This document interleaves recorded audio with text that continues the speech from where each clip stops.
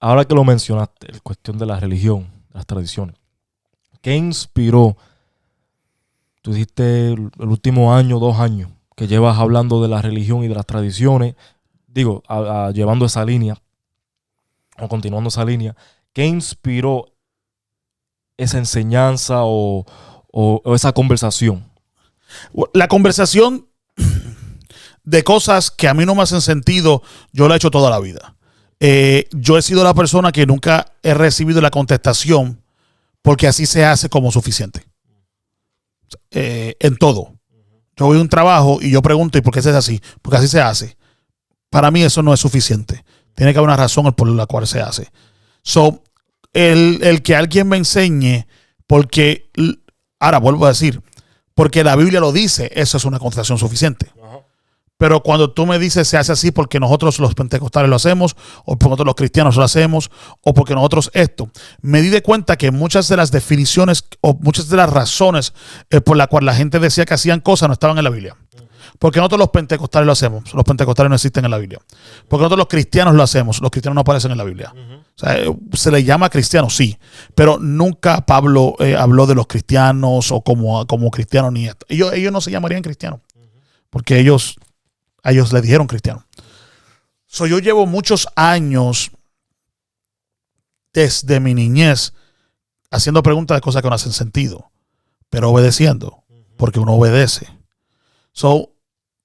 Siempre he estado así. Siempre he discutido con mi papá de puntos. Siempre yo le decía, a mí esto no me hace sentido, esto, lo otro, y siempre discutíamos los puntos y todo.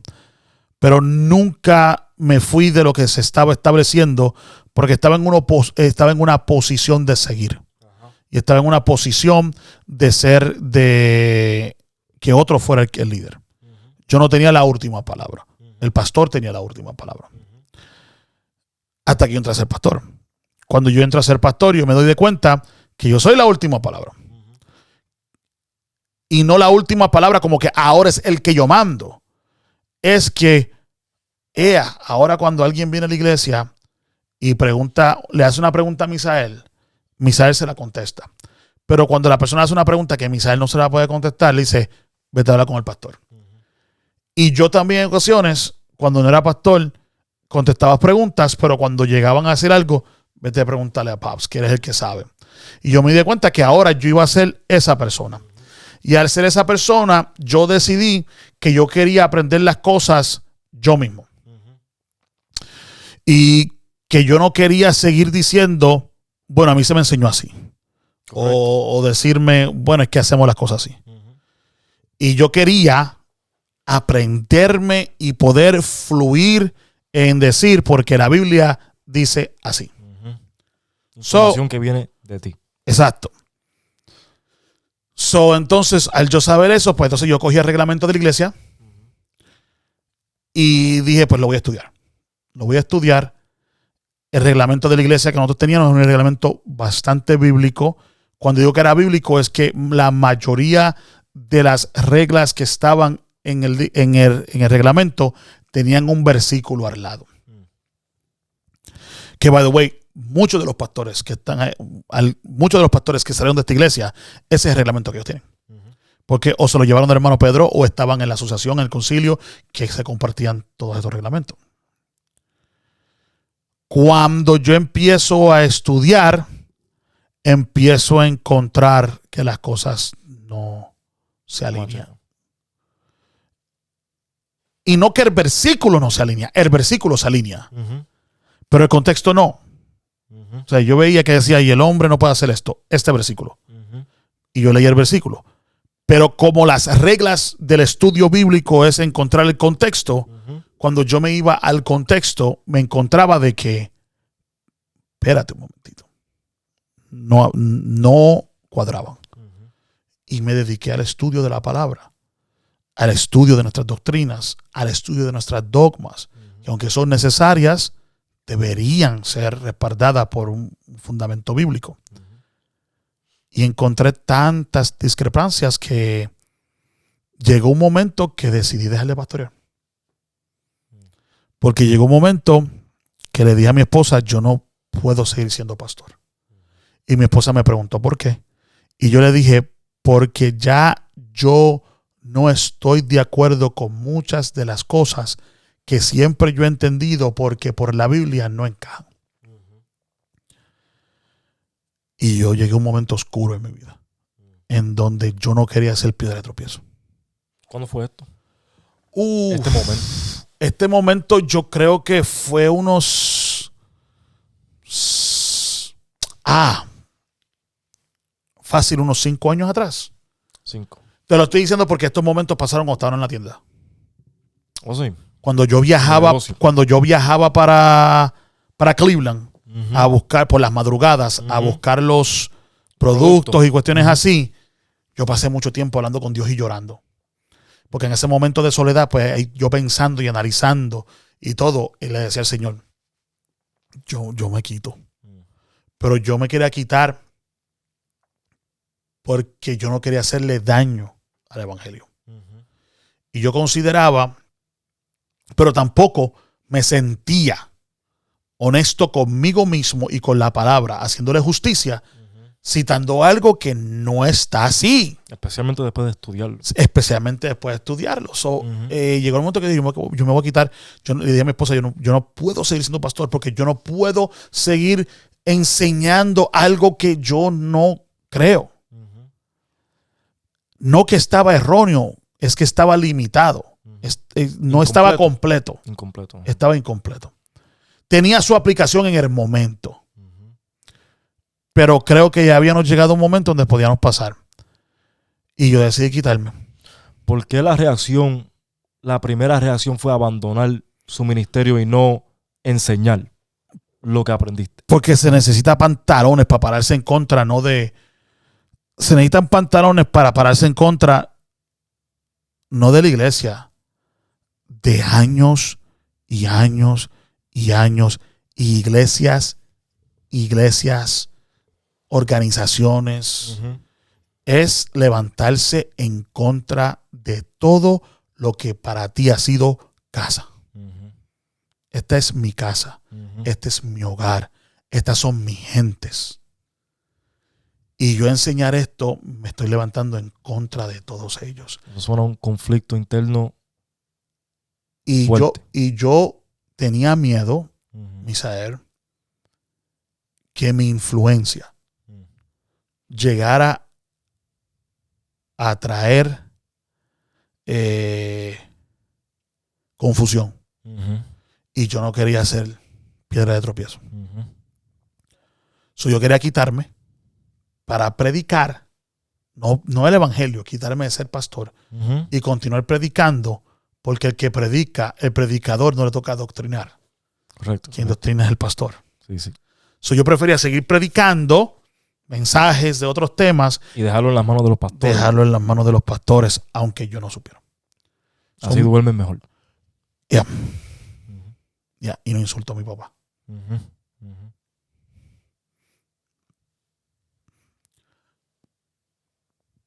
Después de años,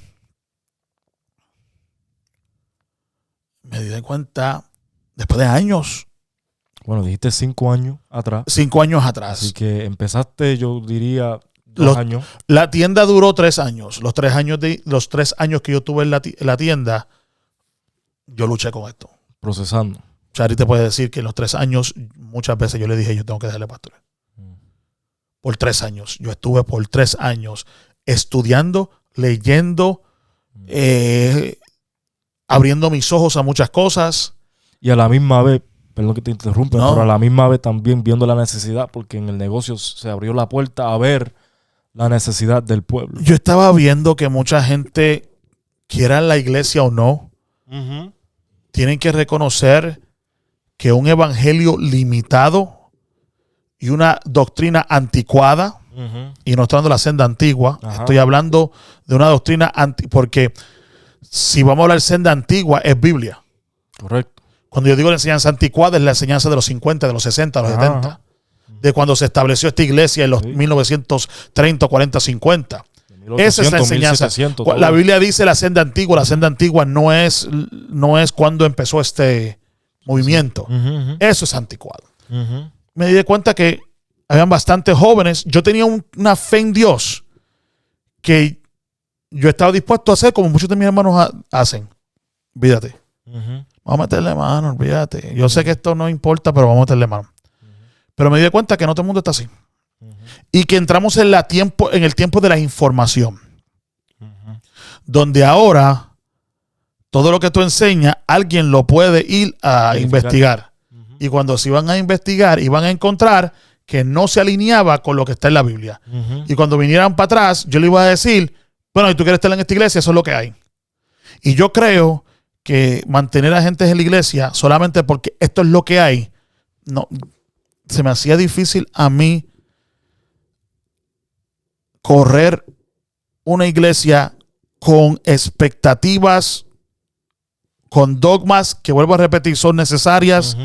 con dogmas que no eran respaldadas por la Biblia. Ujú.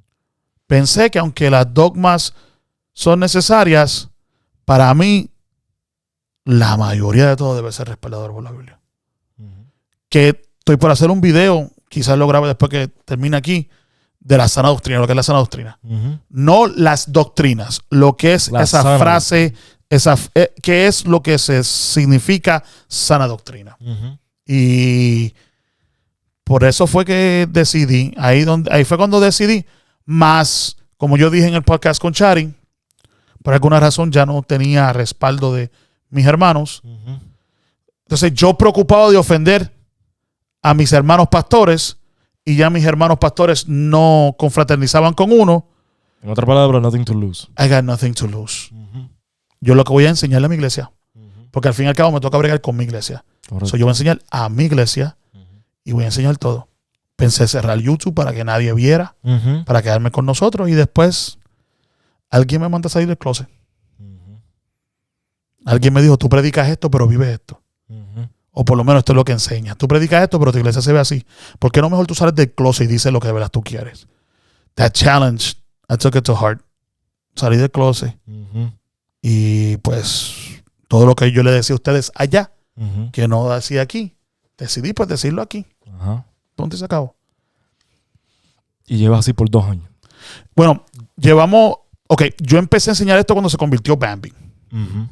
Cuando se convirtió Bambi, yo empecé a enseñar, como tuve que volver a enseñar de nuevo. Ujú. Ahí fue donde yo tuve el momento en donde yo, viendo un programa de televisión, para mí que escuché la voz de Dios. Y fue el momento donde en el programa de la televisión, pues tenían era un hombre que, yo he dicho esto varias veces, era un hombre que estaba, compraba casas, las arreglabas y las vendía. Ujú. Pero compraba casas sin ver. ¿Sabes? Ujú. Tú llegas al lugar, no puedes entrar, pero tienes la información al frente de ti. Ujú. Entonces, cuando él llegó, la información decía que la casa tenía como 7 cuartos, 3 baños, Ujú. un balcón encerrado. Y él dijo, todo eso por estos chavos, vamos a comprarlo. Entonces lo compró sin poder entrar y mandó a su contratista que viera. Ujú. Cuando su contratista regresó, le dijo, tengo malas noticias y buenas noticias. Ujú. Las malas noticias es que la mitad de estos cuartos se hicieron sin permiso. La mitad de los baños se hicieron sin permiso y el porche no se construyó bien y se está cayendo. Eso significa que para que esta construcción pase inspección hay que tumbar 3 cuartos. Ujú. Uno de los baños y el balcón, Mm. que fue todo lo que él le gustó. Y el hombre le dijo, entre todas esas malas noticias, ¿cuál es la buena noticia? Y él le dijo que cuando terminemos de regresar todo esto a como era, como quiera vas a hacerte dinero. Como quiera la casa vale dinero. Ujú. Cuando pasó eso, yo escuché una voz que me dijo, así está la iglesia. Se han construido cuartos sin permisos. Mm. Se ha construido muchas cosas sin mi permiso. Y el Señor me dijo, Jason, tumba los cuartos innecesarios. Pero lo que queda todavía tiene valor. Wow.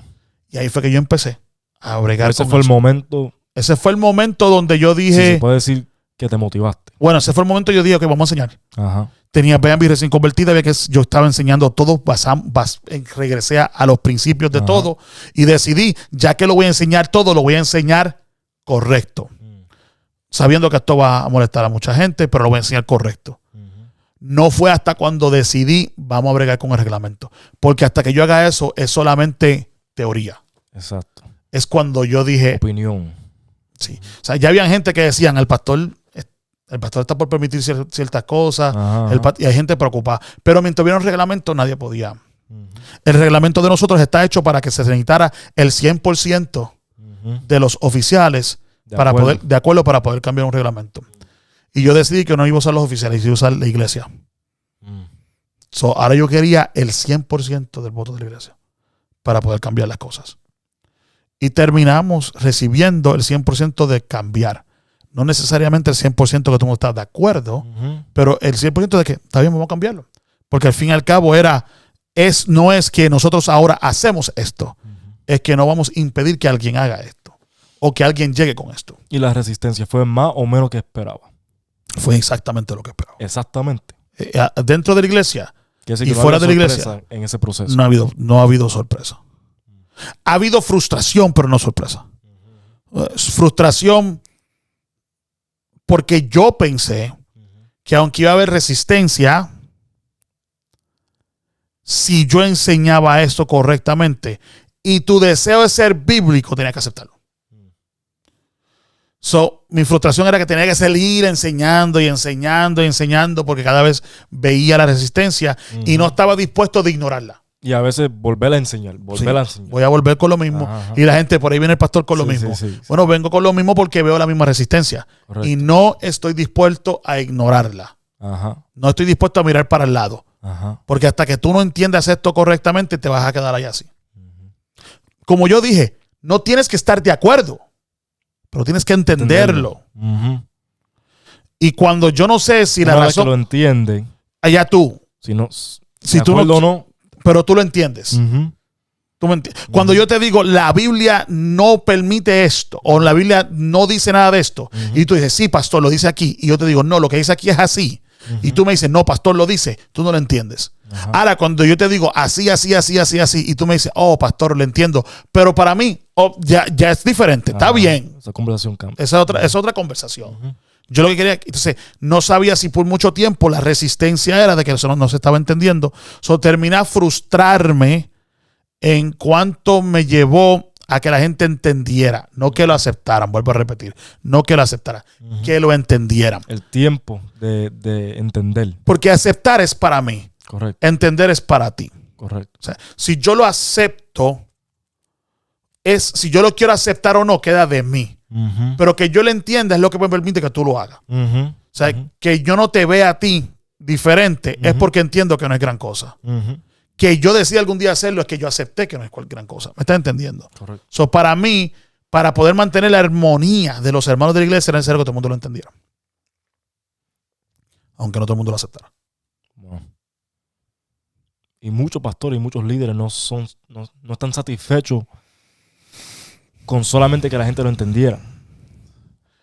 No, porque hay gente que quiere que tú lo aceptes a esforzar. Exacto. Pero si tú hay una palabra que mucha gente dicen, es que yo estoy doctrinando mi iglesia. No, esa palabra no existe, no es doctrinar, es adoctrinar. Y adoctrinar es casi lavar el cerebro. Es casi llevar la enseñanza de una forma que se obliga a la persona a la sujeción. Y yo no quiero, doctrinar es enseñar. Adoctrinar es casi obligar a la persona a recibir eso. ¿Tú me entiendes? Cuando tú vas al ejército, ellos te adoctrinan. Te adoctrinan en todas las cosas, en la forma de que te hacen esto, lo otro, la música, el cantar, esto, lo otro. Todo eso es una forma de adoctrinarte. Y pues yo lo que quiero es que la gente lo entienda. Si yo quiero obligar a la gente a aceptarlo, asimilarlo y hacerlo, y quiero obligarlo, yo me convertiría en lo mismo que yo critico y enseño en contra, lo único que en esta forma. Y